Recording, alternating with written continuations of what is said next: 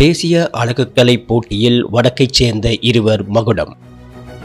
தேசிய ரீதியில் ஆண்கள் மற்றும் பெண்களுக்கு தனித்தனியாக நடாத்தப்பட்ட அழகுக்கலை போட்டியில் வடக்கைச் சேர்ந்த இருவர் வெற்றி பெற்று மகுடம் சூடியுள்ளனர். ஸ்டைலோ ராமி மாடல் அகாடமியின் ஏற்பாட்டில் நடைபெற்ற இந்த போட்டியின் இறுதிச் சுற்று யாழ்ப்பாணத்தில் உள்ள தனியார் விருந்தினர் விடுதியில் நடைபெற்றது.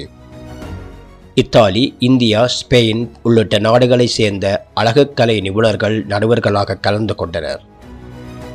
நாடு முழுவதிலும் இருந்து தெரிவு செய்யப்பட்ட 24 போட்டியாளர்கள் இறுதிச் சுற்றில் பங்கேற்ற நிலையில் ஆண்கள் பிரிவில் கிளிநொச்சியைச் சேர்ந்த சந்திரகுமார் கிஷோக்குமாரும், பெண்கள் பிரிவில் யாழ்ப்பாணத்தைச் சேர்ந்த ஜெயரூபன் சியானாவும் வெற்றியாளர்களாக மகுடம் சூடினர்.